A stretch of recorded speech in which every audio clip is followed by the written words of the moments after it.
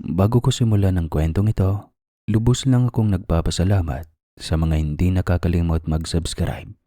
Kung sino man kayo, sana gumaan ang buhay nyo sa pagpasok ng taon na ito. Magsimula na tayo.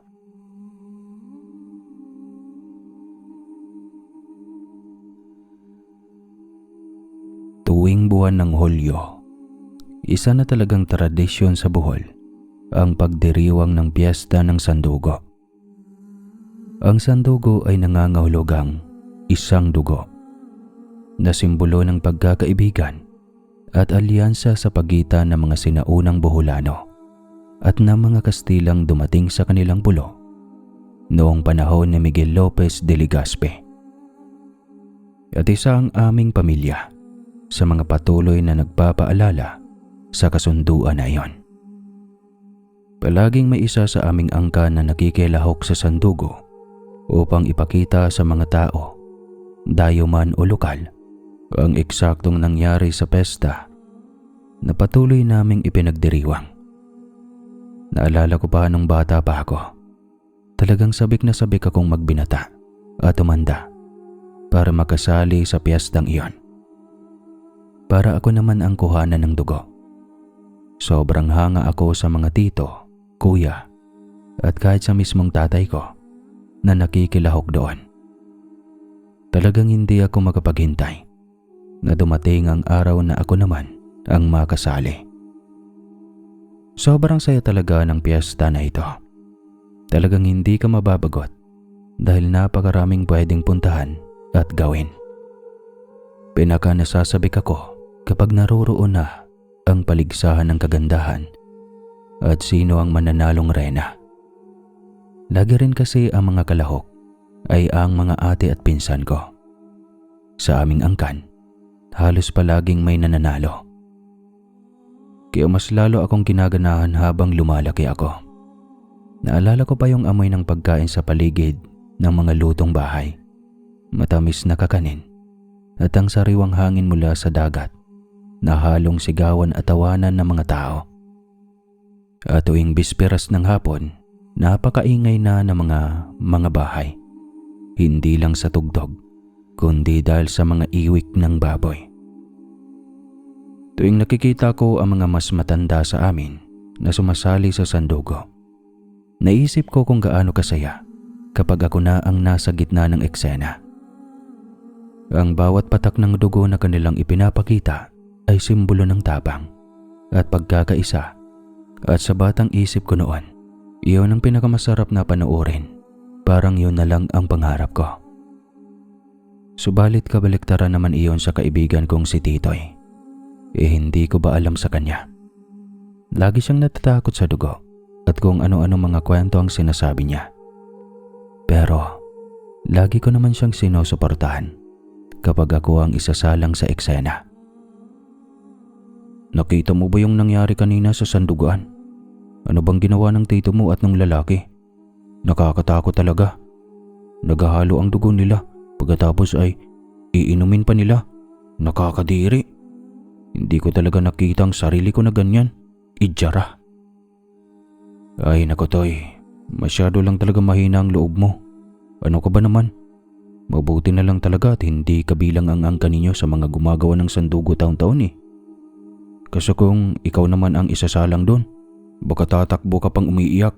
Nakakahiya yun, di ba? Tsaka wala namang nakakadiri ron. Simbolo iyon ng tunay na pagkakaibigan at pagkakaisa. Alam mo, kung hindi ka lang sana duwag, gusto ko sanang nasa hustong edad na tayo. Tayo naman ang isasalang doon. Ano ka ba, Oliver? Hindi naman natin kailangan magsalo ng dugo at inumin iyon para lang patunayan na magkaibigan tayo. Sapat naman na ang mga kalokohan at pinagsamahan natin, di ba? At kung ako sa'yo, kapag ikaw na ang isasalang doon, huwag mo na akong isama ha. Baka himatayin pa ako kapag ikaw na mismo ang nakita kong nandun. Uy sus, kahit 10 galon pa yan, kayang ilabas ng katawan natin ang dugo. Hindi ko alam kung ano ang pinanghihinayangan mo. Ay nako, ikaw talaga Titoy. Pero sige, alam mo namang nare-respeto ko kung ano man ang desisyon mo. Teka lang, Alam mo ba ang kwento na ikinakwento sa amin ng lolo namin noon tungkol sa sandugo? Hindi naman ito eksaktong tungkol sa dahilan kung bakit tayo nagdiriwang ng piyesta, kundi sa mga taong gumagaya nito. Ang alam ko, hindi ito tungkol sa mga nagpapakitang gilas tuwing piyesta. Nangyari raw ang tinatawag nilang peking sanduguan sa isang inuman ng dalawang lasing na magkaaway. Piyesta rin daw iyon noon. Alam mo, normal talaga iyon sa mga lasing. Marami akong nakikitang ganun dito tuwing araw ng sanduguan. Ginagawa nilang katatawanan yun. Pero ano bang kwento mo? Parang takot na takot ka. May dalawang lasing daw na mag-aaway at hindi maintindihan ng iba nilang kasama sa inuman kung ano ang dahilan kung bakit sila nagkaganon. Pero sigurado silang dahil iyon sa babae. Hindi lang nila matukoy kung paano at bakit. Nagsuntukan daw ito at nagpambuno. Pero dahil mga lasing din ang nakapaligid sa kanila, ginawa nila itong katatawanan. Sabi nila magpatawad na lang at wag nang isali ang babae sa kanilang alitan. Nang humupa daw ang tensyon, pumayag ang dalawa at nagkaayos. Nagkatuwaan pang lahat na nagdesisyon silang magsanduguan bilang biro. At saka ginawa nila itong walang alinlangan. Akala nila tapos nang lahat. Pero ang isa sa kanila, makalipas ang ilang araw, ay kumilos ng kakaiba. Para yung nakagat ka ng aso at hindi na agapan. Wala na siya sa sarili. Naglalaway, nagwawala at uhaw na uhaw. Pero kapag binibigyan ng tubig, ayaw naman at dinudura lang. O tapos, anong nangyari sa lalaki? Bakit daw siya nagaganon? Hindi ko maunawaan. Baka dahil sa droga o sobrang lasing lang siya. Ang sabi-sabin, nahawaan daw siya ng pagiging aswang at pagkatapos namatay.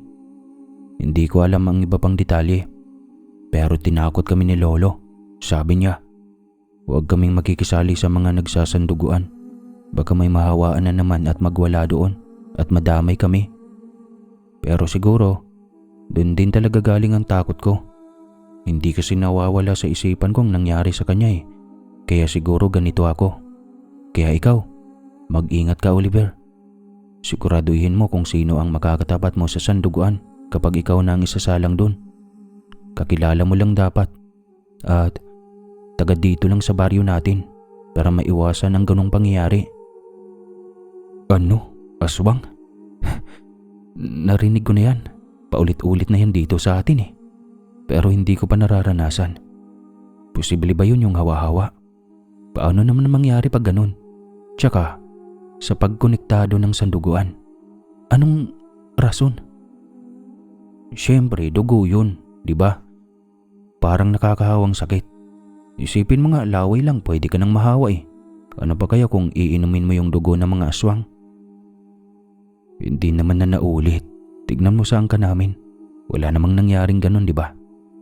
Pero madami talagang aswang dito sa atin, oh. Talaga, alam mo, madami talaga. Hindi nga natin alam kung ilan sa mga tao dito ang aswang ngayon eh. Sobrang nakakakilabot ang mga pwede nilang gawin. Meron pa namang mga aswang na hindi namimili ng bibiktimahin. Walang bata, matanda sa mga yun. Kahit tayo, kakainin rin. Buti nga madami kang alam tungkol dyan. Pag nangyari sa atin, alam na natin ang tamang gagawin. Pero ayoko nang pangarapin yon. Nakakatakot din eh. Pinutol na namin ang usapan doon. Sinulit namin ang bawat sandali na magkasama kami sa piyesta. Ang dami naming nakainan na bahay dahil sobrang grabe mag-imbita ang mga taga-baryo namin. At alam yan ng mga taga-Boholano. Marami din kaming nabili na kung ano-anong paninda. Marami din kaming napanood.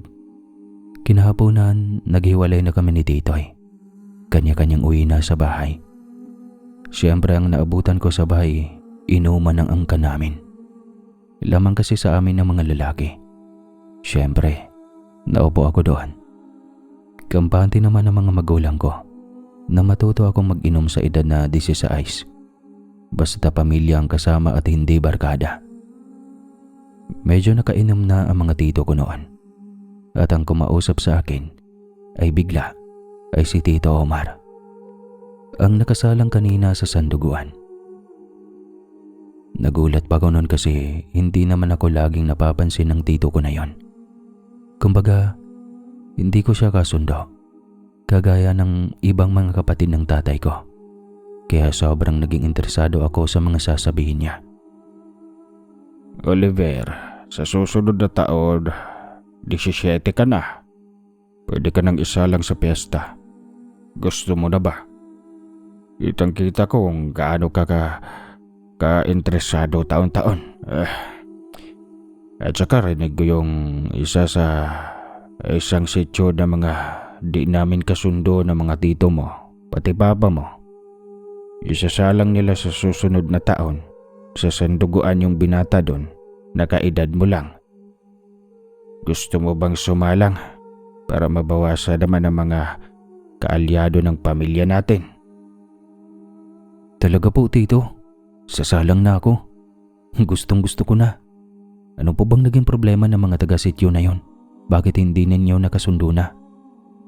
Ay nako, binatang problema. Malaki din ang pamilya nila. Parang sa atin. Nakaaway ng papa mo yung isa sa kanila nung binata pa. Tagal na nilang di nakikipag-ayos. Nagkapamilya na lang lahat pero nabalitaan ko, sasalang daw sila. Ano po bang pinag-awayan talaga nila ni Papa?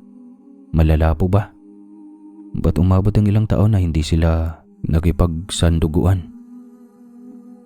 Pag sinabing binatang problema, iho, ibig sabihin noon babae. Crush na crush ng lalaki doon yung nanay mo noon eh. Kaso naunang manligaw si papa mo. Ayun, siyempre mas gwapo ang lahi natin. Kaya si papa mo ang pinagbigyan. Alam mo, matagal naghintay yung lalaking iyon sa mama mo. Abang na abang siya na maghiwalay yung dalawa. Konting away na mabalitaan niyang sumisingit siya. Palaging nakabuntot sa mama mo. Nag-aantay ng disgrasya para makatulong at mapansin. Kulang na lang talaga magbayad yun ng sasakyan. Mabundo lang ang mama mo para maligtas niya. Ganon siya kadesperado. Kaya lagi namin nabibira at nababanatan yun. Hindi yun lumalaban kasi wala siyang binatbat. Patpatin eh. Tapos mahina ata ang baga nun. Ubo ng ubo pa kasi mahilig sa lumboy. Napakapangit pa kasi, ang laki ng mata. Yung tipo ng tao na kapag binugbog mo, hindi ka na maawa, kundi matutuwa ka na lang. Grabe naman yung tito. Talagang nakawawa niyo talaga yung lalaki. Pero sa bagay, hindi naman tama yung ginagawa niya. Matagal din siguro bago niya kayo napatawad. Kaya sa susunod na taon lang siya magsasalang ng saduguan sa angkan natin. Kanta naman ako lagi. Lalo na't hindi lang pala para sa piyesta ang dahilan. Para na din mabawasan ang gulo. Nakawawa talaga siya sa bagay na kasalanan din naman niya. Isipin mo yon. Eto nga, isipin mo yon. Kahit buntis na ang mama mo sa'yo, Oliver, sobrang papansin pa din niya. Kung bansagan nga namin yan, aswang. Mas lalong umaaligid sa mama mo. Nahuhuli pa namin yon gabi-gabing nakadungaw sa bintana o kaya sa mga butas-butas sa kubo nyo. Mas matindi pa yon magbantay sa nanay mo kaysa sa tatay mo. Hanggang sa hinayaan na lang namin kasi hindi naman nananakit. Inisip na lang namin, mahal na mahal niya talaga ang nanay mo. At makakausa din yon kasi nakikita naman niya na hindi iiwan ng tatay mo si Belenda. Ayun, kusa ding umalis. Eto, sino ba yung lalaki na yun? Nakita ko na po ba yan? Mabuti hindi gumanti sa inyo yung pamilya nila. Hindi pa siguro dahil hindi naman sila mahilig lumabas. Mga nagtatago yun. Kaya nga bagay ang bansag sa kanila na wakwak eh. Tapang na lang nila kung gaganti pa sila. Kawawa naman sila sa amin. Pero ang sa amin lang naman, Kung gusto nilang makipag-ayos walang problema. Dahil hindi naman kami ang nagsimula nun. Kaya ngayon, di na kami nagdalawang isip na pumayag. Sino naman po ang isasalang pagkatapos kanina? Kaano-ano nila yung makakasanduguan ko? Nakakatawa man. Pero anak yun ng karibal ng tatay mo. Pero ayos na din yon. Alam ko naman na wala lang yun sa'yo di ba? Wala naman po. Sige po, mag-enjoy na po kayo dyan. 1 taon pa naman po bago ako sumalang. Sobrang saya ko nun. Ibang-iba ang tumatakbo sa isipan ko. Kasi matagal kong pinangarap ang masalang. Dagdag ba yung kwento ni Tito Omar sa dahilan ng pagsanduguan. Di ako makapaniwala nun kasi kilala ko ang tatay ko na mabait at kalmado. Pero may nangyari pala noon na ganyan na talagang naging bayolente sila para kay mama. Nakaramdam ako ng inis. Pero sanduguan ay kasunduan na din. Kaya naisip ko na lang na obserbahan ang buhay ng mga taga-sityo na yon. At syempre, idadamay ko si Titoy. Dahil lasing pa ang mga tao at pagod na pagod dahil sa piyesta, hindi ko muna inaya si Titoy.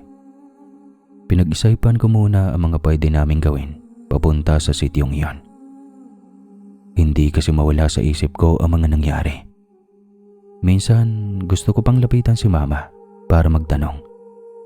Pero ayaw ko nang ungkatin ang nakalipas. At sa isa pa, nahihiya ako. Siguradong grabe ang traumang dinala niya. Lalo na noong nangyayari ang mga ganong bagay. Dahil siya talaga ang target ng lalaki. Ayaw ko rin namang banggitin lalo sa tatay ko. Dahil malalaki rin ang pinagdadaanan nila ng mga tito ko roon. Unti-unti kong inalam kay Tito Omar ang pangalan at posibleng itsura ng lalaking nanggulo kay mama nun. Alam ko kasing nauunawaan ni Tito Omar ang mga pumapasok sa isip ko.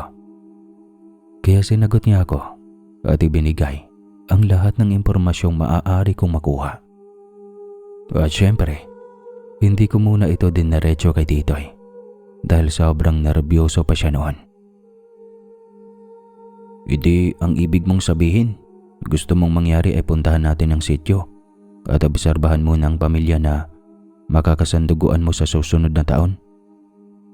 Hindi ka ba natatakot magpakita sa kanila? Baka mag-isip sila ng kung ano-ano.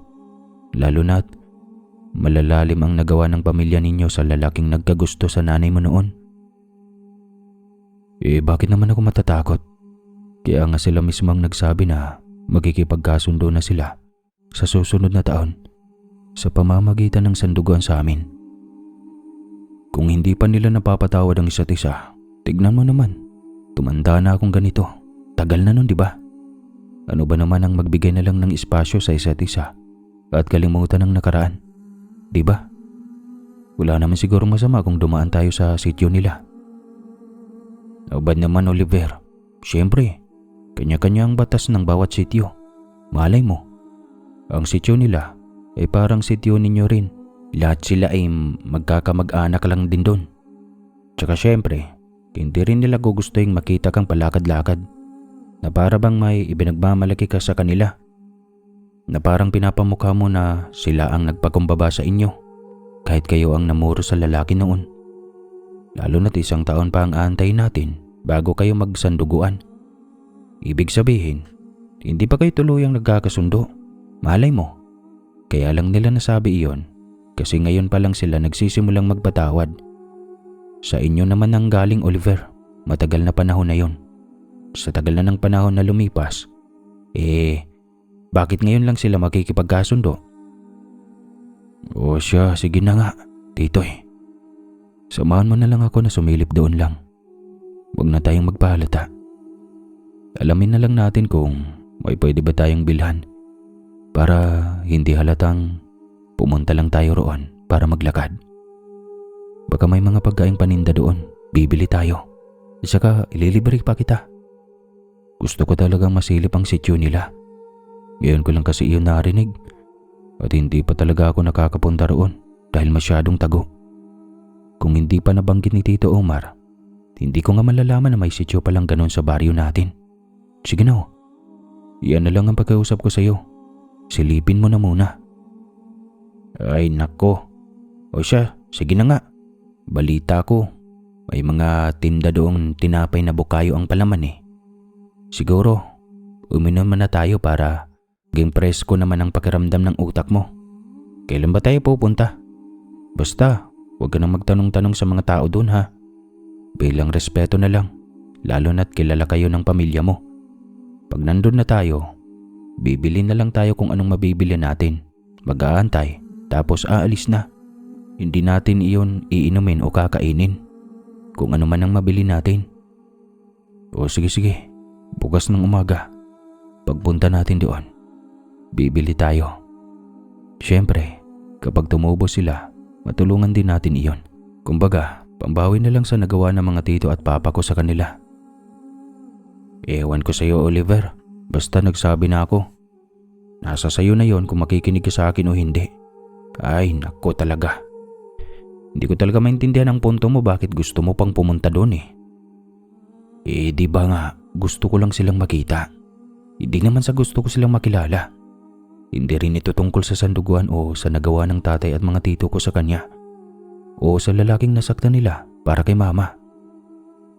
Iniisip ko lang ito kasi ngayon ko lang narinig ang tungkol sa sityo na yon. At hindi ko alam na mayroon pala. Siyempre, gusto ko malaman kung anong itsura ng mga tao roon. Gusto ko ring makita kung ano ang ginagawa nila at kung paano sila sa sityo nila. Kasi ang alam ko tuwing piyesta, lahat ng sityo sa baryo natin ay nakikisali eh. Pero parang yung sityo nila, hindi ko pa naririnig. Parang walang dumadalo. Di ba nga dito sa atin kay sityo may piyesta. Kaya gusto ko talagang masilip ang lugar na yon. O sige, kung iyan ang punto mo sa bagay, tama ka naman.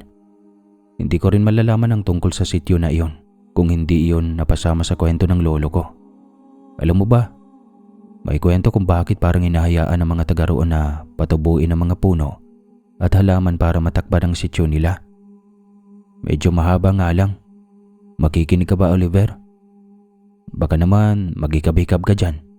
Kapag dinulugan mo talaga ako, hindi na kita sasamahan. O sa mga nakikinig dyan, makikinig ba kayo sa kwento ko? Di joke lang. Sige nga, magkwento ka. Gusto ko talagang malaman. Dali. Yan ang gusto ko sa iyo. Marami akong natutunan. May isang dayo raw na pumunta roon para magbakasyon sa mga kamag-anak niya. Siguro mga kamag-anak nilang lahat na hindi nila kasama sa iisang lugar. Napansin nilang kakaibang kilos niya.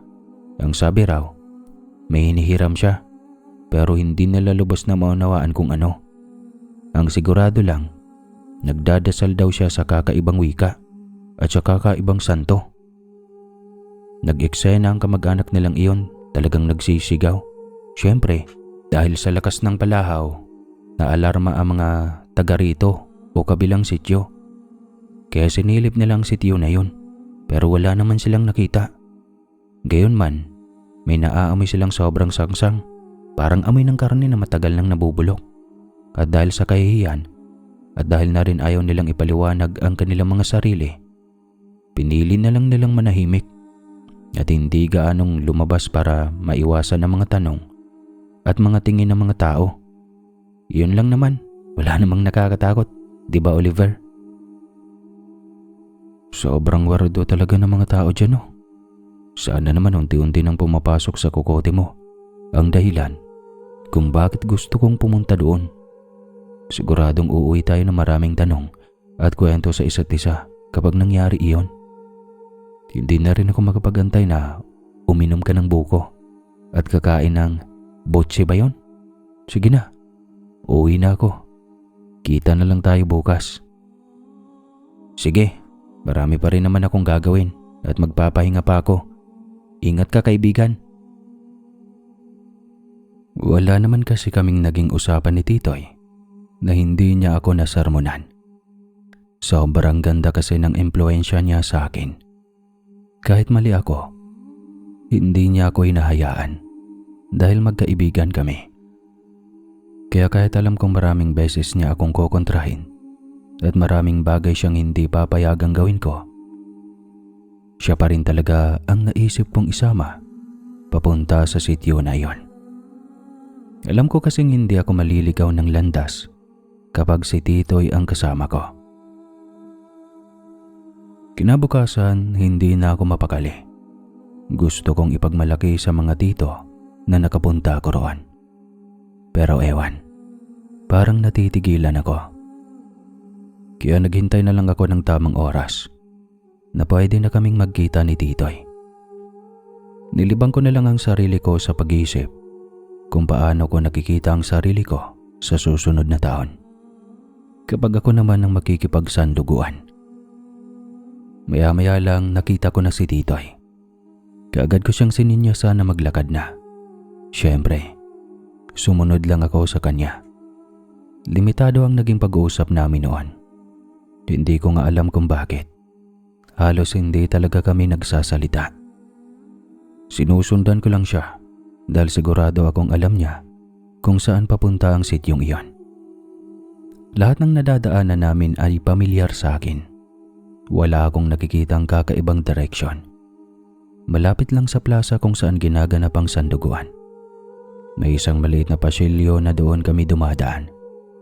Natatakpan kasi iyon ng mga gumagapang na halaman.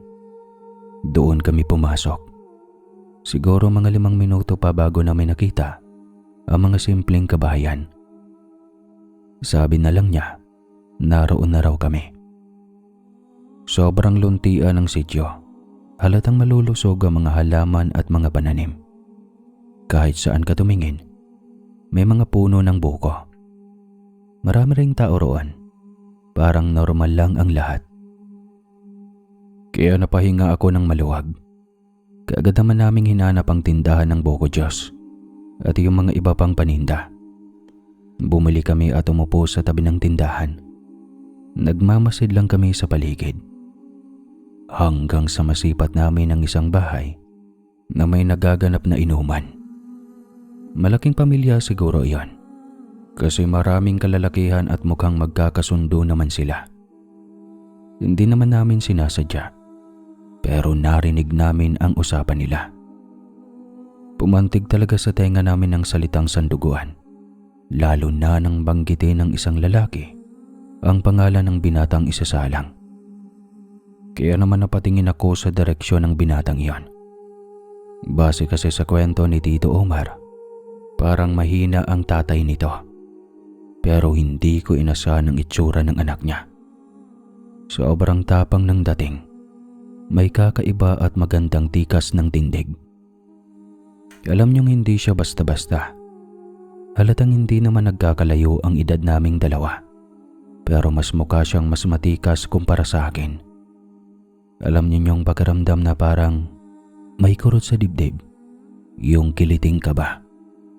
Yun ang nararamdaman ko. Alam kong ganoon din ang nararamdaman ni Titoy. Kaya naman napatingin siya sa akin. Bigla naman kaming napansin ng tindero at kaagad niya kaming kinausap. Ayan si Randel. Pamangkin ko yan. Pinsan ko ang tatay niya. Siya ang isasalang namin sa sandaguan sa susunod na taon. Kita mo naman ang itsura, di ba? Napakatikas. Ang ganda ng tindig at pangangatawan. Hindi yan matatakot kahit gaano pa karaming dugo ang dumanak para sa kanya. Sana naman, ang binatang makakatapat niya ay ganoon din na magkasundo sila. Hindi ba dapat normal lang na ganoon na lahat ng nagsasandugo ay nagiging magkasundo pagkatapos nagiging magkaibigan at nagkakabatian? Hindi ba't gano'n naman po ang laging nangyayari? Sana nga lang, gano'n talaga. Pero ewan ko. Mga bata pa siguro kayo para marinig ang kwento na hindi lahat ng sumasali sa sanduguan ay literal na nagkakasundo. Lalo na ang iba. Mas lalong nagkakaaway, mas lalong nagkakaroon ng initan. Hindi na lang ipinapakita sa publiko ng ilan kasi nakakasira iyon sa tradisyon ng piyesta natin. Talaga po, Manong? May nangyayari talagang ganon? Ngayon ko lang po iyon narinig eh. Sa lahat ng taon na interesado ako sa sanduguan, wala pa akong nasaksihan na ganito. Pero sa bagay, tama nga naman po kayo. Kapag nalaman ng lahat na nangyayari pala iyon, baka hindi na nila seryosohing titignan o pinapahalaga ng piyesta. Kaya sana ang makakatapat niya o kay Randel ay talagang magkakamubutihan ang loob. Kasi yung pamangkin ko na yan parang kakaiba eh. Lalaki siya pero matindi ang dila. Matindi rin kung mapusok o mamisikal. Kaya sana matapat siya sa taong marunong mapagkumbaba. At mas mabuti kung medyo mababa o walang anumang atraso sa pinagmula ng aming angkan. Kasi iba talaga yung bata na yan. Basta, hindi ko masabi ng buo. Lumaki siya sa mga tito niya. Yung tatay niya kasi, malayo sa ugali ni Randel. Talagang kabaliktaran ng pagkatao nila. Kung si Randel ay matikas, yung tatay naman niya ay putsyong. Bigla na lang akong sininyasan ni Titoy na umalis na kami. Nagpasalamat muna kami sa tendero. Tapos binilisan na namin ang paglalakad palabas sa sityo na iyon. Alam ko marami kaming gustong sabihin sa isa't isa na hindi namin pwedeng pag-usapan doon mismo. Kaya nang makarating kami sa plaza, naupo kami sa isang bangko at doon ako nagsimulang magsalita. Nakita mo ba yung Tits? Tsaka, posible pala na hindi kami magkasundo ng binatang iyon. Ipaliwanag mo naman sa akin. Hoy Oliver, ano naman ang ipapaliwanag ko sa iyo? Ikaw nga dapat ang maraming ipaliwanag sa akin. Ang alam ko, ang hangarin ng sanduguan ay pagkikipag-ayos at pagkikipagsundo. Pero bakit hindi mo masagot na may mga nangyayari palang nauuwi sa awayan? Ay nako, mukhang problema yun ah. Mabuti na lang talaga at hindi ako kasali sa mga ganyan. Sa susunod na taon pa naman iyon, Oliver. Pwede ka pang mag-isip-isip. Sa totoo lang, ayoko ng gulo, Titoy. Alam mo yan, at malaki ang posibilidad. Dahil malakas ang kutob ko, na baka hindi kami magkasundo ni Randel. Pero kung paano siya ipinagmamalaki ng mga tito niya, kanina sa inuman, ganon din ako ipagmamalaki ng mga tito ko. Nung nalaman nilang pumapayag ako na sumalang sa sanduguan sa susunod na taon, ayaw ko silang madismaya. At alam mo sa sarili mo, ang angka namin ay taon-taong sumasali roon. Nakikita ko naman na wala silang nakakaaway pagkatapos ng sanduguan. Baka naman panakot lang iyon sa atin ng tendero. Pero para sa akin parang hindi eh. Kasi mukhang hindi naman niya ako kilala. Hindi niya alam na kamag-anak ako na mga nakaalitan ng kamag-anak niya. Tsaka yung mga pinagsasabi niya tungkol sa atraso. Malaki ang atraso ng angka namin sa angka nila. Kung paano bubugin nila Tito Omar at ni Papa, yung tatay mismo ni Randel. Bakit Oliver? Sa dami-dami ng lalaki sa angka ninyo, sigurado akong hindi pa naman lahat ng tiyuhin mo ay sumalang sa sanduguan. Pati na mga pinsan mong mas matatanda sa'yo. At mas karapat dapat sanang maisalang noon. Marami ka pang taon, Oliver. At alam ko naman na wala kang planong umalis dito sa lugar natin. Kaya sige na, ipagpaliban mo muna sa susunod na taon. Medyo mabigat kasi ang sitwasyon. Lalo na't pareho kayong anak ng mga dating matinding magkaribal. Kaya nga Tits nag-iisip talaga ako ng mabuti. Sobrang tama ng sinasabi mo. Kakausapin ko si tatay kapag may oras ako. Sana lang makinig siya sa akin. At sana rin, maunawaan niya ako.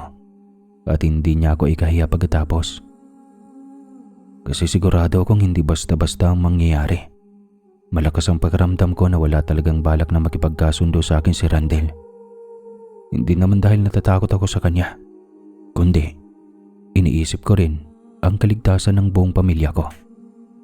Alam ko kasing kapag kinante ako ng lalaking iyon, hindi papayag ang angka namin at siguradong magkakagulo. At ayaw kong mangyari iyon nang dahil lang sa pagpilit ko sa gusto ko. mauuwi sa gulo ang isang sanduguan. Basta gawin mong detalyado ang mga dahilan kung bakit mo kakausapin ang tatay mo para makumbinsi mo siya na tama at nararapat ang desisyong gagawin mo. Sige na, mag-isip ka na kung paano mo isasalaysay sa kanyang lahat. Huwag mong kalilimutan ang kahit anong detalye, lalo na ang mga naramdaman at narinig at nalaman natin sa sityo ng makakasanduguan mo.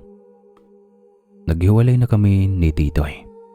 Siyempre, pag-uwi ko, kaagad kong hinanap ang pagkakataon na makausap ang tatay ko. Hindi rin naman nagtagal. Nagkaroon siya ng libreng oras. Pagkatapos noon, isa-isa kong isinalaysay sa kanya ang lahat ng nangyari at lahat ng pumapasok sa utak ko. Seryoso siyang nakikinig, kaya nagkaroon ako ng pag-asa na baka sakali pakinggan niya talaga ako at hindi mo na ako pilitin na sumalang sa susunod na taon. Pero unti-unti, kitang-kita ko sa mga mata niya ang pagkadismaya. Hinayaan naman niya ako na matapos ko munang ipaliwanag ang sarili ko bago ko pakinggan kung ano ang magiging tugon niya sa mga desisyon ko. Naiintindihan ko ang bawat punto mo, Oliver. Pero kung tutuusin, ikaw talaga ang sakto at perpektong makatapat sa anak ng karibal ko sa mama mo noon. Huwag mo nang isipin ang gulo dahil hindi iyon mangyayari at hindi ko rin naman hahayaang mangyari iyon. Basta makinig ka sa akin. Hindi kita ipapahamak sa mga desisyong ako mismo ang pumayag at nag-aproba. Tay, ayaw ko naman talaga kasing gawin ito. Alam kong alam ninyo kung gaano ako kainteresado sa sanduguan. Pero hindi sa ganoong paraan. Alam ko rin naman na kaya ninyo siya nabugbog noon ay dahil pilit niyang ginugulo si nanay. Pero ayaw ko lang sa henerasyon na ito ay masangkot pa ako na hindi kami magkasundo at pagmula na naman ng panibagong gulo. Sigurado akong tumatak ng gusto sa tatay niya ang mga nangyari noon, tay. At alam kong sobrang nasaktan siya. At hindi rin malabo na naikwento niya iyon sa anak niya na paniriguradong may sama rin ng loob. Oh, yun naman pala. Alam nating lahat kung sino ang may kasalanan, kung bakit nabalda ang tatay niya. At iyon din ang dahilan kung bakit nagdesisyon silang makipagsandugo sa angka natin. Dahil sila ang lumapit para humingi ng tawad at dispensa sa nangyari. Kaya wala kang dapat ikibahala, Oliver. Sa lahat ng mga anak ko, ikaw ang pinakamatapang. Kaya ikaw ang napagdesisyon na naming sumalang sa susunod na taon. Wala lang iyan sa'yo at huwag kang mag-alala. Nandito kami palagi. Marami mang kwento at chismis na maaaring ikatakot tungkol sa angka nila. Alam mo ba ang mas malalang sabi-sabi? Na may lahing aswang raw sila. Pero natakot ba kami? Siyempre hindi. Alam namin sa sarili namin na kinaya namin sila noon. Lalo pa ngayon, mas lumaki at mas dumami na ang mga lalaki sa angka natin. Sa bagay, tay, may punto nga naman kayo. Sa pangako pa lang sa akin ni Tito Omar, alam kong hindi na ako pababayaan. Sige, hindi na magbabago ang isip ko, tay. Makikipagsanduguan ako kay Randel at hindi ko na iisipin ang mga takot na iyan. Salamat sa oras at pakikinig, tay. Sige na po. Ituloy na ninyo ang pinagkakaabalahan ninyo. Talagang nagbago ang takbo ng isip ko. Siyempre, tatay ko siya. Siya ang nagbigay sa akin ng katiyakan na walang mapapahamak sa sanduguan. Kahit paganawa ng mga nasaksihan ko, sigurado akong wala akong itinago o nakalimutang ikwento sa kanya sa lahat ng detalye ng mga nalaman namin ni Titoy. Kaya handa na rin akong sabihin sa kaibigan ko at ipaliwanag na hindi pala ako aatras dapat. Alam ko naman na sobrang madidismaya sa akin si Titoy kasi maganda naman talaga ang mga dahilan para hindi muna ako tumuloy. Pero hindi rin naman sila ang magdadala ng bigat na mga salitang sinabi sa akin ng tatay ko. Aba, teka lang Oliver ha. Hinga muna ako ng malalim. Kung hindi lang kita kaibigan baka sinapak na kita eh. Napakabilis naman ng pagbabago ng isip mo. Parang kulang-kulang ka yata.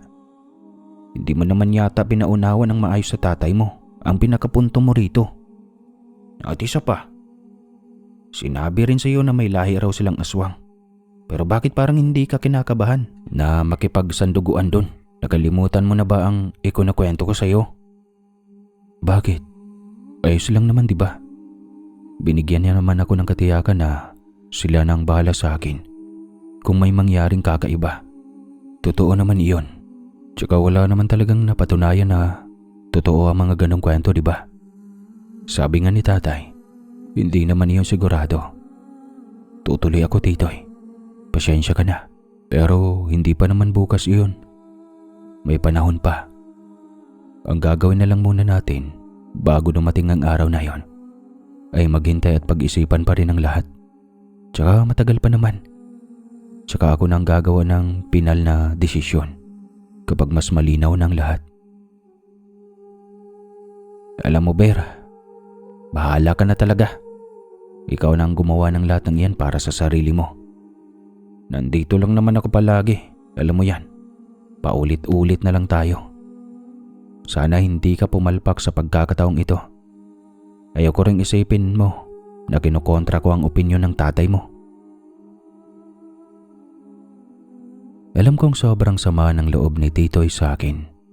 Pero wala naman ako magagawa. At wala rin naman siyang magagawa. Buo na ang tiwala ko sa sitwasyon at sa kung ano ang mangyayari.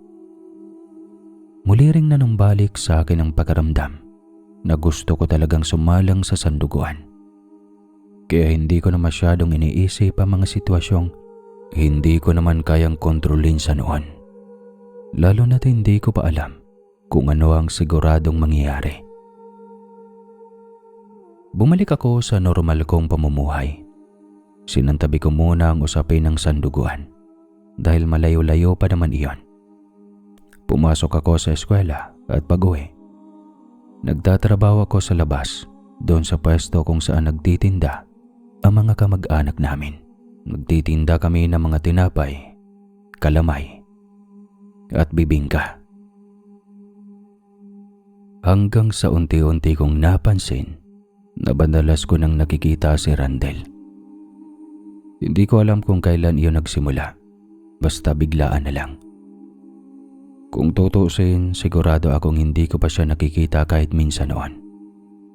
Kahit noong maliliit pa kami, alam kong hindi pa kami nagkikita. Ilan-ilan na rin sa mga miyembro ng pamilya nila ang madalas kong makita sa paligid. Para bang bigla na lang silang lumabas sa lungga nila.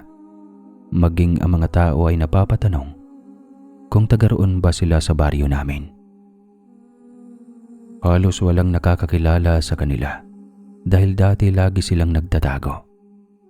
Kaya para sa akin, nakakaalarma ang biglaang paglabas ng angka nila mula sa Cueva Este, mula sa sityo nila, at ang tila unti-unti nilang pakikihalubilo sa mga tao sa baryo. At syempre, ang pinaka-iniintay kong reaksyon ay mula sa mga tito ko. Para bang ni isa sa kanila ay hindi rin kilala ang mga taong iyon. Hindi ko rin sila masisisi. Siguro ang tanging nakilala lang talaga nila ay ang dating karibal ni tatay. Dahil sa mga kwento nila, parang hindi naman siya ipinagtanggol ng iba pa niyang kamag-anak noon. Gusto ko mang magsalita at may sabihin, ayaw ko namang may tunog na pinapalaki ko ang isang maliit na bagay na baka ang nakikita ko ay isang pangyayaring hindi naman talaga ganon kahalaga. Baka masyado lang akong nag-iisip ng kung ano-ano, pero kakaiba talaga ang kutob ko sa mga nangyayari noon. Isang hapon noon, nagkasabay kami ni Titoy sa pag-uwi. Alam ko na ang sasabihin niya at sigurado akong may napansin din siya. Mabuti na lang kasi sa wakas ay may makakausap na ako tungkol sa mga nangyayari. Amber, napapansin ko na palagi si Randel Pati na rin siguro ang mga pinsan at mga tiyuhin niya. Hindi lang isang beses iyon nangyari, paulit-ulit na. Alam kong napapansin mo rin yon. Ano kaya ang intensyon nila sa paglabas nila sa sityo nila? Hindi ka ba kinakabahan? Sa totoo lang, Tits, napakaraming pumasok sa isip ko. Siyempre, sino bang hindi mababahala sa ganoon? Iniisip ko rin, baka kaya sila lumalabas ay dahil hinahanap na nila kung sino ang isasalang sa sanduguan sa susunod na taon. Hindi naman natin alam, di ba? Kung ano-ano ang bumabagabag sa akin. Kasi maaring ngayon pa lang ay gumagalaw na sila habang hindi pa nangyayari ang sanduguan.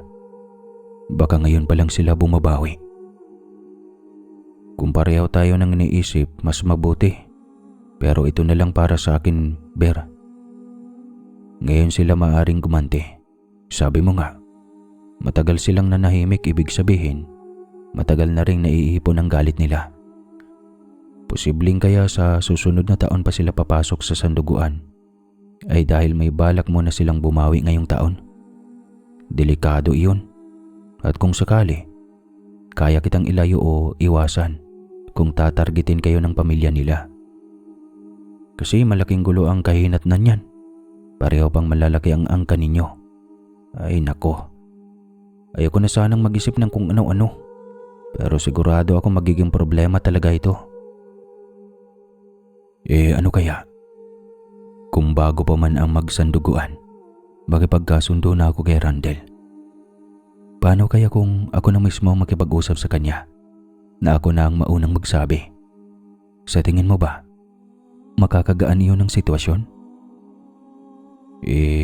Ano pang magiging silbi ng sanduguan kung magiging maayos na rin naman pala kayo bago iyon maganap?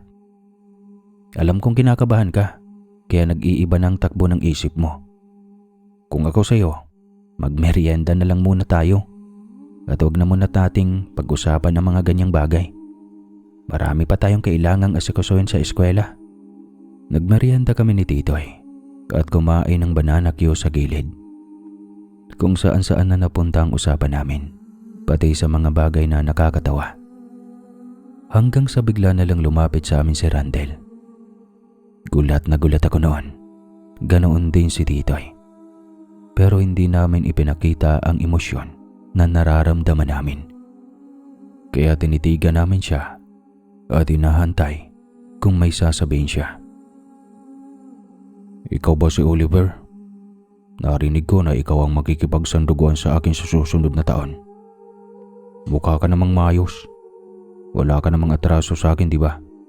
Hindi naman tayo nagkaaway. Ako nga. Ako si Oliver. Wala naman tayong naging problema. Ngayon nga lang kita nakilala at nitong mga nakaraan lang din kita unang nakita. Maayos naman tayo. Ikaw ba? May sama ka ba ng loob sa akin? Wala naman. Pero alam mo naman ang dahilan ng sanduguan, di ba? Para sa pagkakasundo. Kung wala naman tayong ginawang masama sa isa't isa, bakit tayo pa ang isasalang? Hindi ba? Hindi na ako makapag-intay na mainom ang dugo mo. Ano ang ibig mong sabihin? Ayaw ko ng gulo. Ayaw ko ng away. Kung ayaw mong sumalang sa sanduguan dahil wala naman tayong problema, edi wag na lang akong isalang doon. Kaya ko namang makipag-usap sa kanila. Bakit hindi na lang ako ang ilagay? Ano ka ba naman, Oliver? Huwag kang kabahan.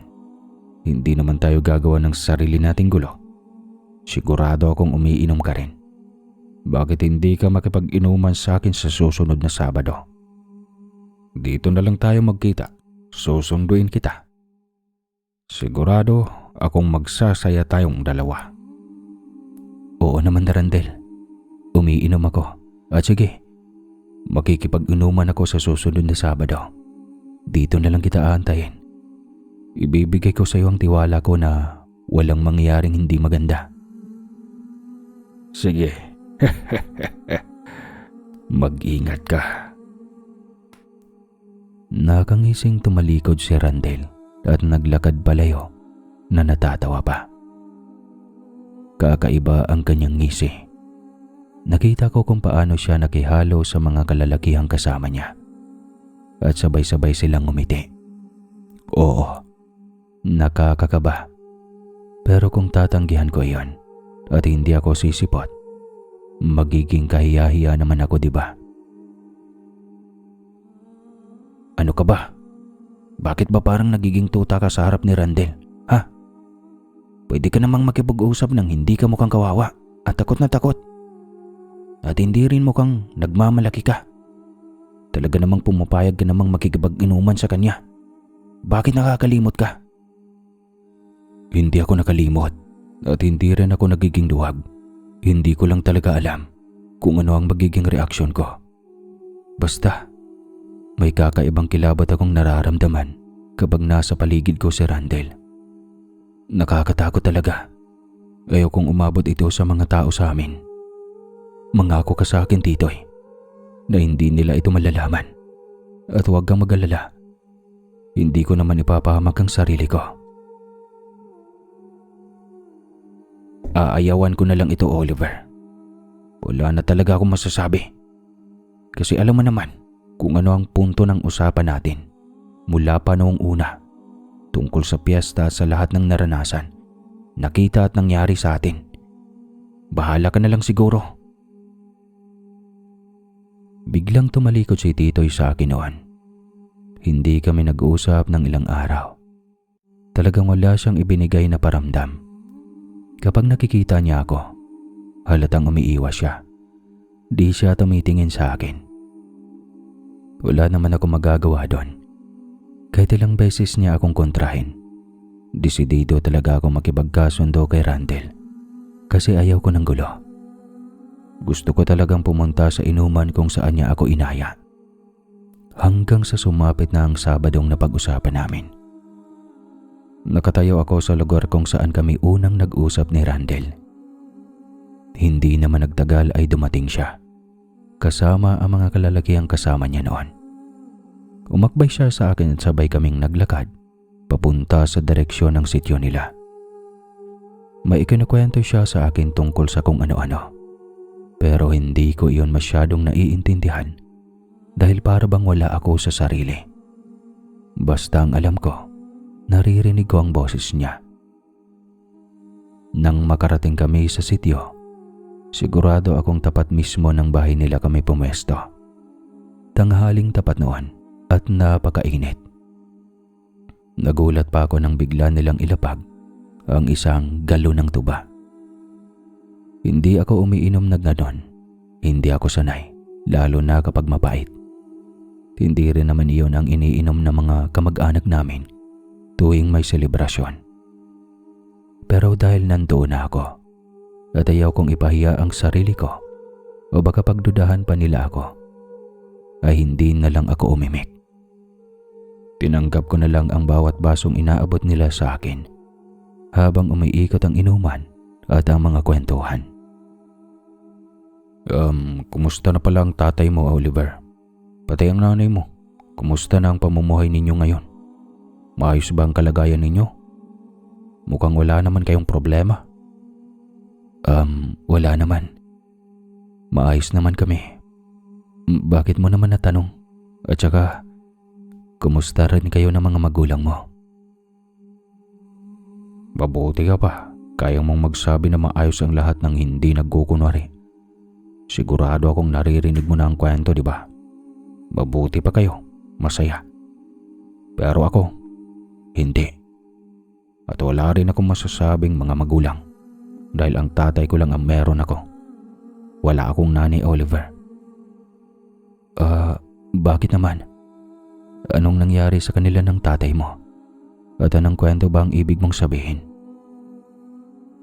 Hindi naman kasi kayang magmahal ang tatay ko ng ibang babae bukod sa nanay mo.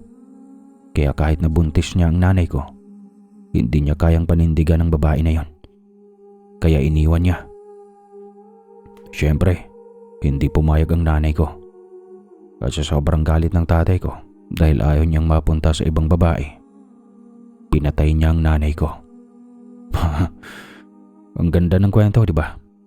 Ang galing. Hindi naman siguro kasalanan ng nanay at tatay ko ang mga nangyari, di ba? Sigurado naman na desisyon nila ang mga ganong bagay. At hindi na tayo bahagi ron, di ba? Oo, inosente naman talaga tayo sa sitwasyong iyon. Pero hindi maalis ang epekto. Ako ang sobrang naapektuhan. Wala akong buong pamilya. Hindi ko kasundo ang tatay ko kasi hindi siya lumalabas ng bahay. Lumaki ako sa mga tito ko at habang buhay ko iyong matatandaan. Bahagi na iyon ng buhay ko. Kaya kahit sabihin natin na hindi tayo kasali sa mga desisyong nangyari noon, sigurado naman akong maiintindihan mo kung bakit may sama ng loob ako sa inyo. Sobrang naiintindihan kita, Randel. Hindi ko naman lubos na maramdaman ang pinagdadaanan ng tatay mo dahil sa pagkagagusto niya sa nanay ko. Alam naman natin na hindi yun pwede, di ba?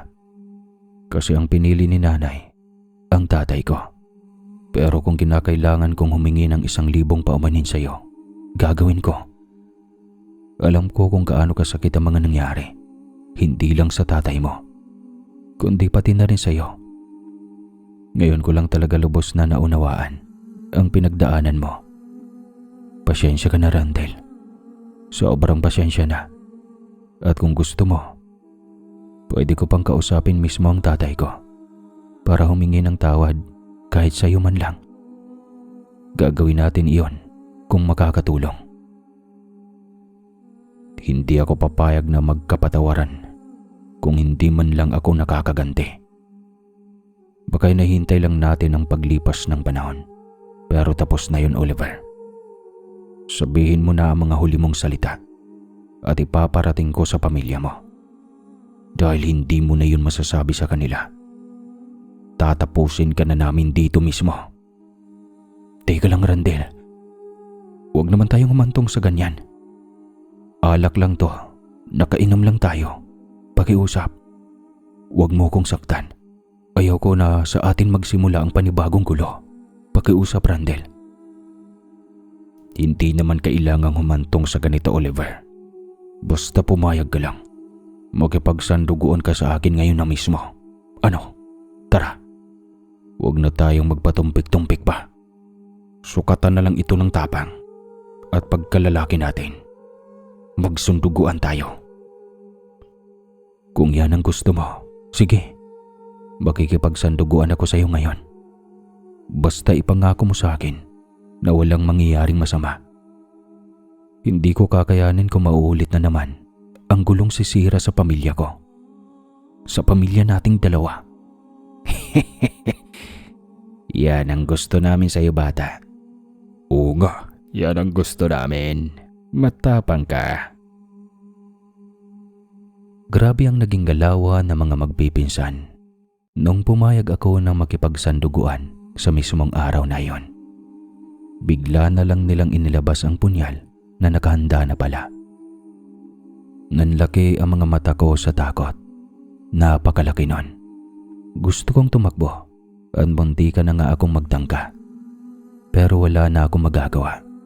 Pumayag na ako. Inilabas na nila ang braso ko at binorma na namin ni Randel ang aming mga kamay.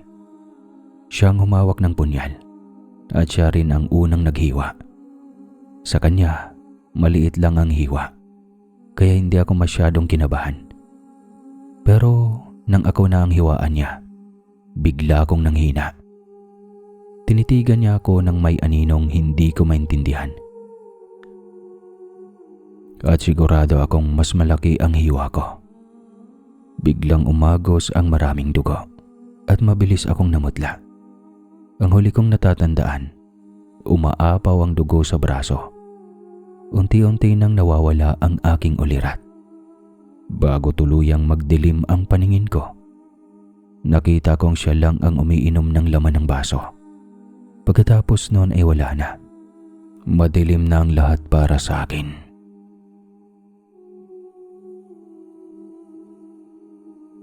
Bago ko muling iminulat ang aking mga mata, wala na akong kasiguruhan kung ano ang nangyayari kung nasaan ako.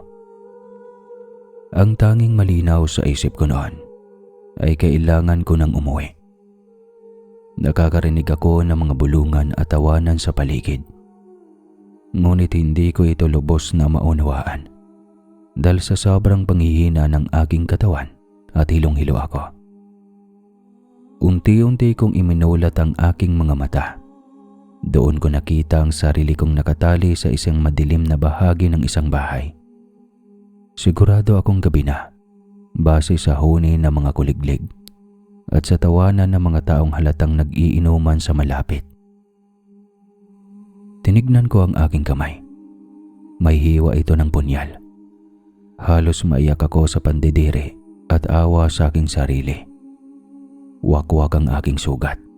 Halatang walang ibinigay na awa. May kaunti pang dugong umaagos. Ngunit sa dami ng tuyong dugo sa paligid ko, alam kong napakarami na ng dugong nawala sa akin.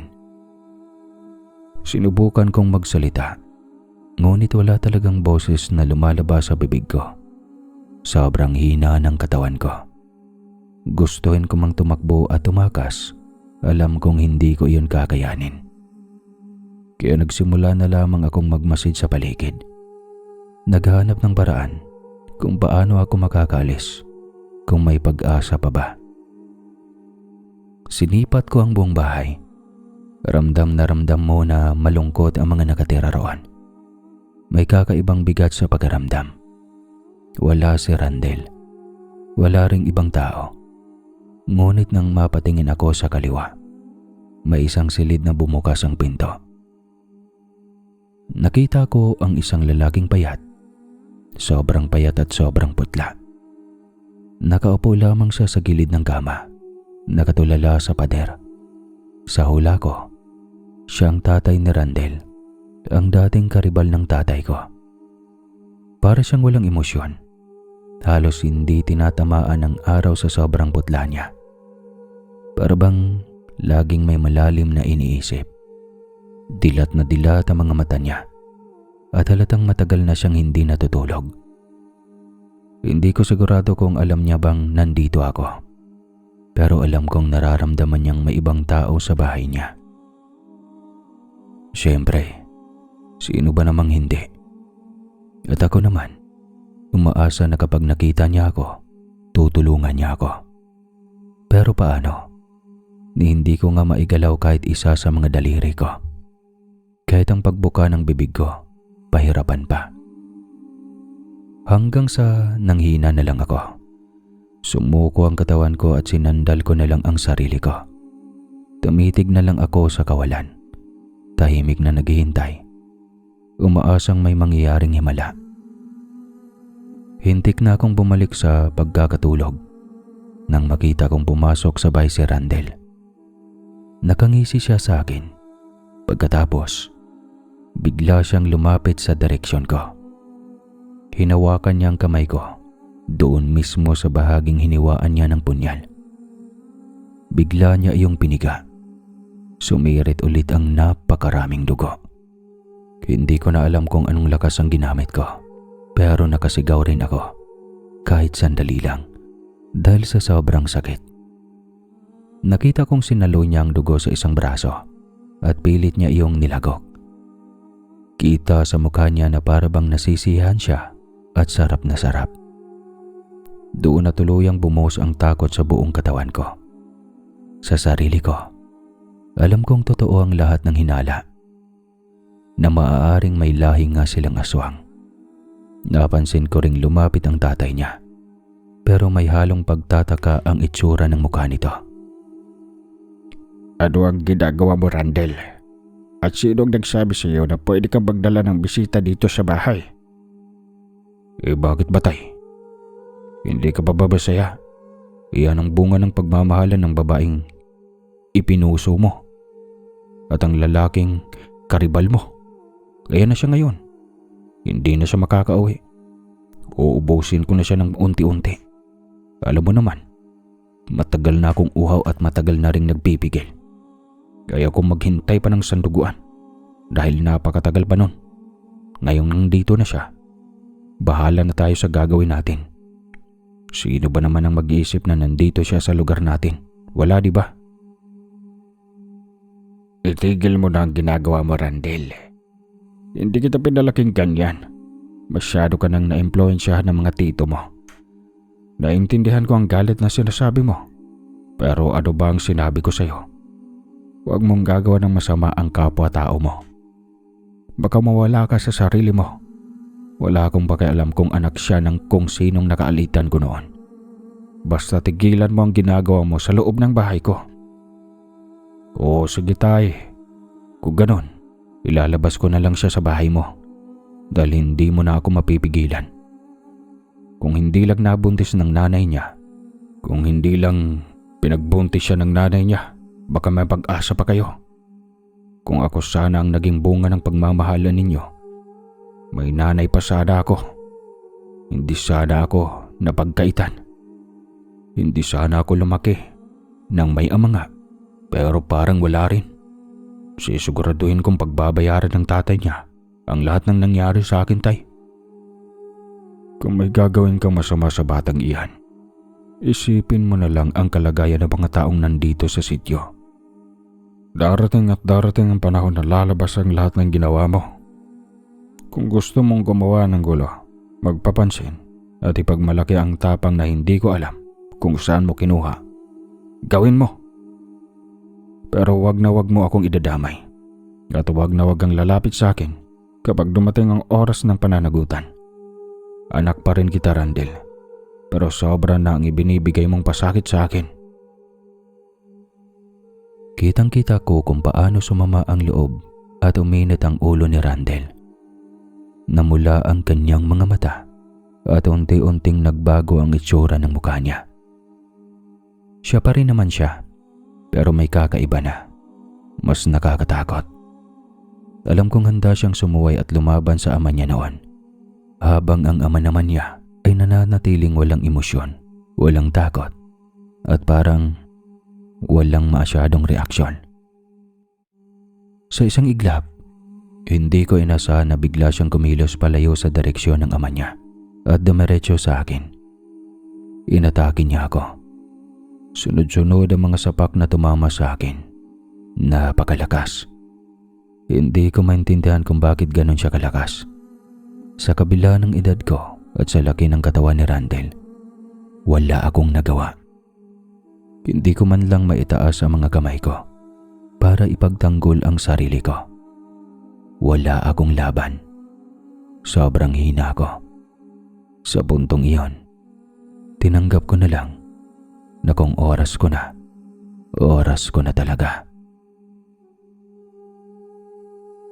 Pilit kong pinapakinggan ang bawat salitang sinasabi ni Randel. Habang ginagawa niya iyon sa akin, iniisip ko na kung sakaling mabuhay pa ako, magagamit ko ang lahat ng naririnig ko. Puno ng pagbabanta at galit ang mga sinasabi niya. Sinabi niyang kakatayin niya ako, kakainin ng buhay. Kung hindi man daw, lulutuin niya ako at pagsasaluhan ng buong angkan nila. Matagal na raw silang sabik sa laman ng tao. Hindi lang daw nila alam noon kung sino ang papatayin at kakainin nila. Kaya nang malaman nilang malaki na ako raw ang napag-intrisa nila. At ayon sa kanya, wala na raw akong magagawa pa tungkol doon. Sobrang lala na ng mga tama sa katawan ko. Halos wala na akong maramdaman. Parang manhid na ako. Maya-maya ay umawat na ang tatay niya. Nagtalo silang dalawa at muntikan ng magsuntukan sa harap ko. Samantalang ako, nakahiga na lang at pilit pinipigilan ang sarili kong gumalaw. Kahit kaunting lakas para maitaas ang ulo ko, wala na talaga. Pinapaubaya ko ng sarili ko. Nanginginig ako noon at naisip ko kung sino pang makakaligtas sa kamay ng mga aswang. Lalo na taramdam kong galit na galit sa akin si Randel. Hanggang sa bigla na lang pumasok ang mga pinsan niya at binitbit nila ako palabas habang patuloy na nag-aaway ang mag-ama. Pilit kong inuunawa ang mga nangyayari sa paligid. Batay sa mga tunog at galaw na nararamdaman ko, dinala nila ako sa labas, sa lugar kung saan sila nag-iinuman. Doon, nakarinig ako ng paghahasa ng itak at punyal. Malakas ang kalansing ng mga bakal. Nakaramdam din ako ng init at alam kong malapit ako sa apoy. Walang ibang pumapasok sa isip ko noon, kundi ang posibilidad na lulutuin ako, gawing pagkain at hindi na makakauwi at gawin na nilang pulutan. Naalala ko ang mga paalala ng kaibigan kong si Titoy at naisip ko, sana'y nakinig na lang ako. Ngunit huli na ang lahat. Sigurado akong ilang minuto na lang ang bibilangin bago paghatian ng katawan ko. Lalo pa akong kinabahan ng maramdaman kong may dumila sa sugat ko sa kamay. Mas lalo pang tumaas ang kaba at takot ko nang marinig ko ang mga ungol at tunog na parang galit na aso. Dito, tuluyan na akong lumuha. Iyak ako ng iyak na walang boses ang bibig. Alam kong iyon na marahil ang anyo ng mga aswang na narinig ko. Handa nang kumain. Sinubukan kong humagulgol ng iyak dahil iyon naman talaga ang nararamdaman ko. Pero kahit luha ay para bang hindi ko maramdaman na pumatak. Sobrang ubos na ang katawan ko. Hindi ko rin matandaan kung saang bahagi ng katawan ko ang may pasa at sugat dahil sa ginawang pananakit ni Randel. Lahat ay nagsanib-sanib na sa sakit at panghihina. Unti-unti akong pumikit. Tinanggap ko na lang ang mangyayari. Hinantay ko na lang ang mga huling sandaling puno ng sakit bago tuluyan akong mawala ng pagkaramdam at mawala ng tuluyan sa mundo. Narinig ko ang boses ng tatay ni Randel na sumisigaw. Inaawat niya ang lahat at inuutos na lumayo sila sa akin at itigil ang ginagawa nila.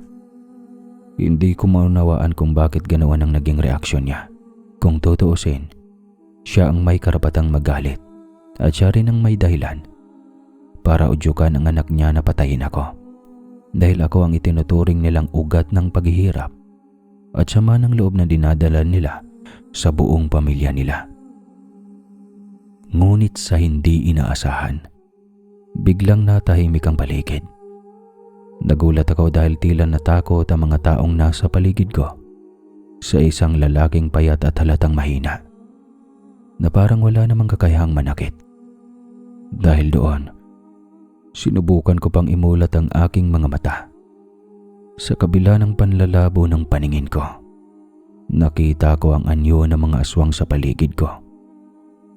Malinaw ang itsura nila at nakakatakot. Halos mawala na ako ng lakas talaga. Wala na akong pag-alam sa kung ano ang mangyayari. Ang nasa isip ko na lang ay ilabas ang takot na nararamdaman ko. Napaisip ako noon at napadasal sa isip ko na sana panaginip lang. Na sana may mangyari pang himala.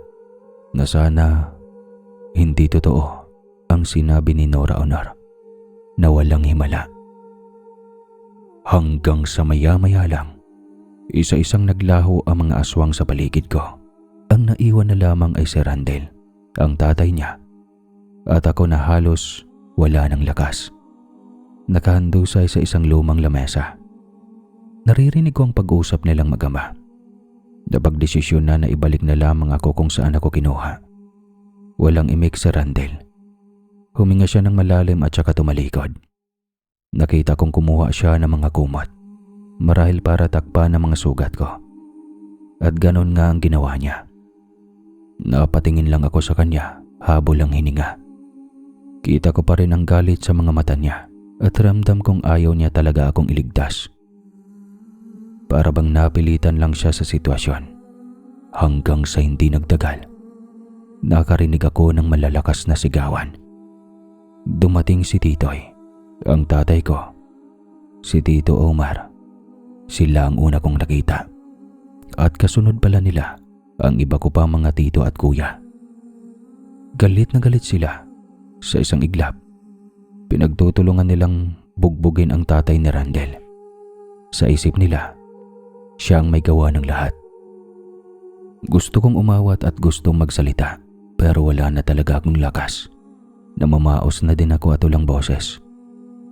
Pinilit kong ipunin ang natitira kong lakas para makapagsalita.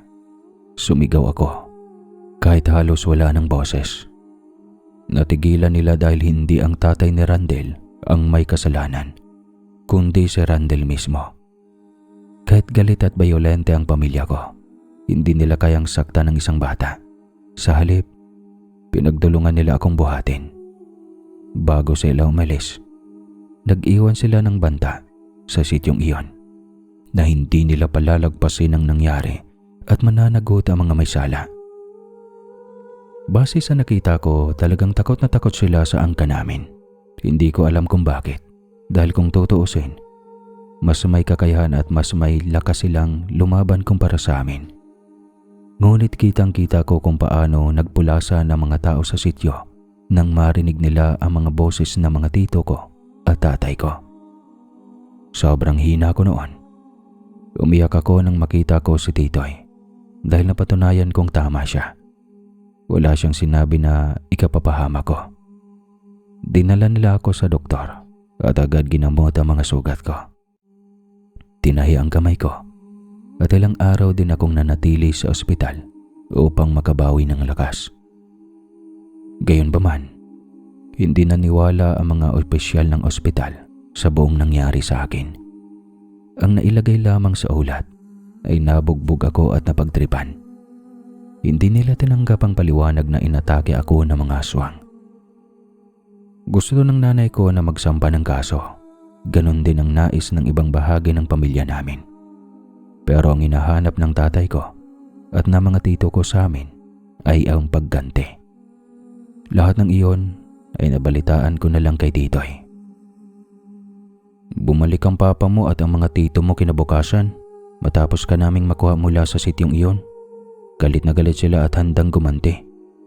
Wala silang dalang armas. Sapat na sa kanilang sama ng loob para makipagbuno sa mga taong nandoon. Kung nakita mo lang ang sarili mo noong gabing iyon, sobrang nakakaawa ka at talagang nakakapukaw ng galit ng pamilya mo dahil sa ginawa nila sa iyo. Pero maniwala ka man o hindi, gulat na gulat kaming lahat nang marating namin ang lugar. Nasusunog ang mga bahay. Hindi namin alam kung sinadya ng mga tao roon na sunugin ang sarili nila mga bahay para makatakas. O kung may ibang nangyari. Walang nakakaalam ng tunay na dahilan. Nang tuluyang maapula ang apoy, malinaw na ni isang tao na tira sa lugar ay wala. Walang nadat ng residente at wala ring nakakita sa kanila na tumakas. Malinis ang pagkakaalis nila na para bang matagal na itong pinaghandaan. Nag-imbestiga rin ang mga pulis dahil balak magsampa ng kaso ang pamilya mo. Ngunit wala rin silang nadatnan, maliban sa ilang litrato ng nanay mo noong dalaga pa siya. Marahil iyon ang mga itinabi ng tatay ni Randel. Hindi pa rin ako magpaniwala na nabuhay pa rin ako hanggang ngayon. Para sa akin, halos imposibleng makaligtas ako sa mga nangyari. Mabuti na lang at iba ang naging takbo ng isip ng tatay ni Randel. Halata sa kanya na wala siyang masamang loob. Sa halip, malinaw na ang nangingibabaw sa kanya ay ang pagmamahal niya sa nanay ko. Alam niya sa sarili niya na kung may masamang mangyari sa akin, siguradong masasaktan si nanay. Ayaw ko na rin silang habulin pa. Ayaw ko na silang makita.